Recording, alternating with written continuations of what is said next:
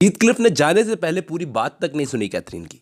Catherine जो बोल रही थी कि वो एडगर से ही शादी करेगी, लेकिन उसने ये भी बोला उसके बाद कि ये हीथक्लिफ से ही प्यार करती है दुनिया में सबसे ज़्यादा। ऐसा कुछ बोला था जो सुने बिना ही हीथक्लिफ वदरिंग हाइट्स छोड़कर चला गया। जिस रात हीथक्लिफ गया उसके जाने के बाद एक भयंकर तूफान आया, एक भयानक तूफान। कैथरीन उसी तूफानी रात में हीथक्लिफ को ढूंढती रही और वो बीमार पड़ गई। और इस बीमारी में उसकी केयर की लिंटन फैमिली ने थ्रशक्रॉस ग्रैंज में। और इसी के 3 साल गुजर गए, हीथक्लिफ लौटकर नहीं आया। आखिर कैथरीन अब उसका इंतजार नहीं कर सकती थी, उसने एडगर से शादी कर ली। नेली ये स्टोरी मुझे सुना रही थी, तो मैंने उससे पूछा फिर हीथक्लिफ का क्या हुआ, वो इतना पैसे वाला कैसे बना। वो बोली वो तो मुझे नहीं पता कि वो इतना पैसे वाला कैसे बना, लेकिन जब कैथरीन की शादी हुई उसके 6 महीने बाद तक सब कुछ ठीक चलता रहा। कैथरीन रानी की तरह इस घर में रह रही थी थ्रशक्रॉस ग्रैंज में। लेकिन एक शाम हीथक्लिफ लौट आया। कैथरीन उसे देखकर शॉक हो गई और बहुत एक्साइटेड, और अब वो ज़्यादा मैच्योर और डिग्निफाइड लग रहा था। जब हीथक्लिफ लौट के आया उसकी आंखों में अभी भी गुस्सा मौजूद था। वो बदला लेने लौटा था। दरअसल अब जो वो पैसे वाला बनकर लौटा था, तो हिंडली की उसके पैसों पर नीयत खराब हो गई। उसने रुकने के लिए उसे वदरिंग हाइट्स में इनवाइट किया। यहाँ कैथरीन उसके लौटने से बड़ी एक्साइटेड थी, भूल गई कि वो अब मैरिड है, उसका एक पति है।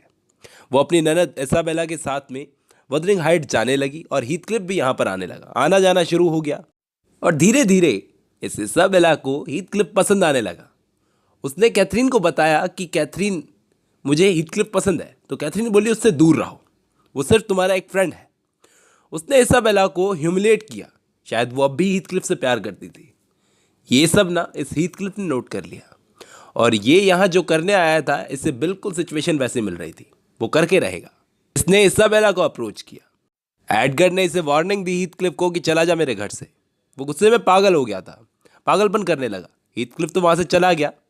जो तो ये हीथक्लिफ यहाँ से गया तो एडगर ने कैथरीन से बोला कि तुम्हें मुझ में और उसमें से एक को चुनना पड़ेगा, और अपनी बहन इसाबेला को भी धमकी दी कि उससे दूर रहो।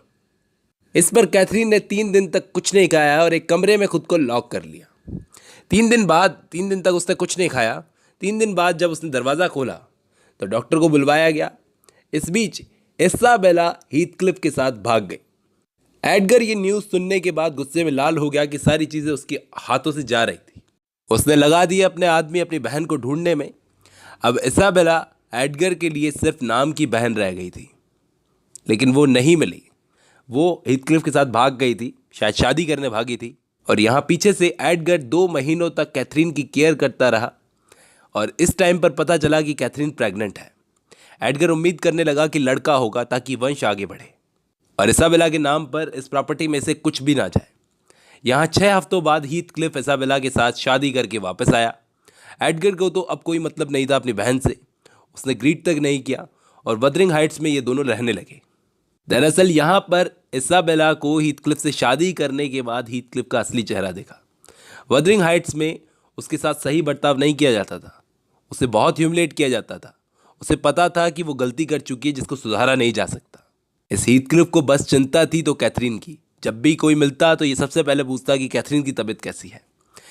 इसने कैथरीन को एक लेटर लिखा। इनफैक्ट ये खुद मिलने पहुंच गया वहाँ पर। जब वहाँ पर एडगर मौजूद नहीं था, ये वहाँ पर पहुँच गया कैथरीन के पास। कैथरीन के पास गया तो वो प्रेग्नेंट थी, बहुत वीक हो गई थी।